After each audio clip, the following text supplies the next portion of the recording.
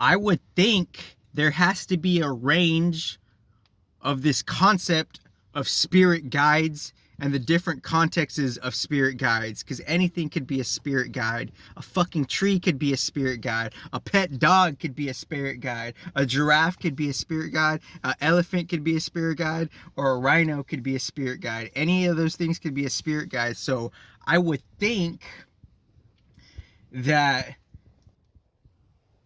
everything could teach us something, you know? It's just that our we're out of our natural selves and we're asking the wrong questions. What do I mean by that? We're asking the wrong questions. Well, if we have a specific question that we are asking, that means some part of our soul is asking that to reconcile a different part of ourselves because we've reached a certain level of maturity energetically.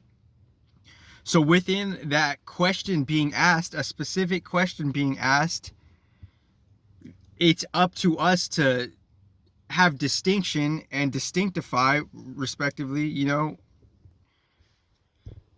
with who's really for that answer and who's for not that answer, and who's for not that answer.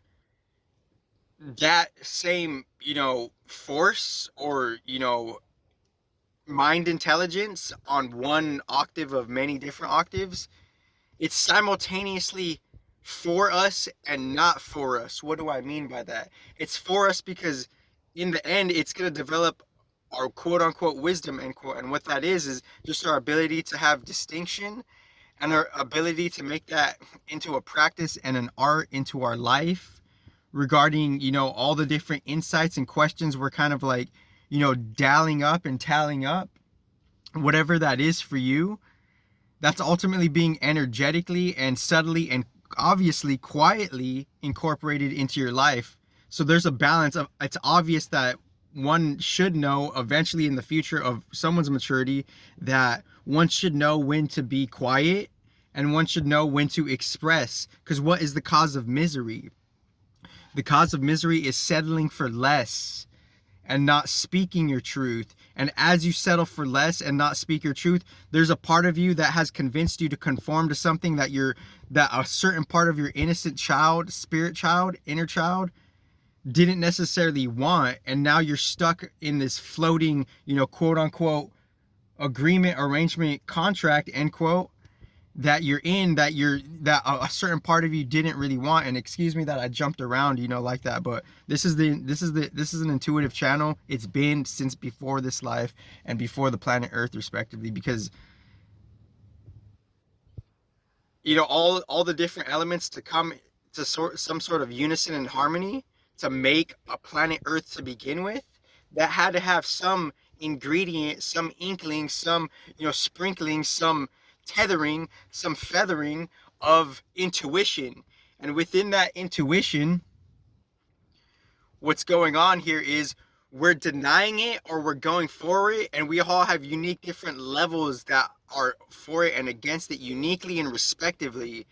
It's not about just the humans respectively. It's not about just artificial intelligence respectively. It's a force greater than both of those put together, and both of those put together are being the experiment respectively, and they're being entertained, and they're something like a different metaphorical child if you think about it, because we're training them to influence them to be something correct. And if it's not correct, then like the spirits, the higher octave spiritual predecessors, they're gonna get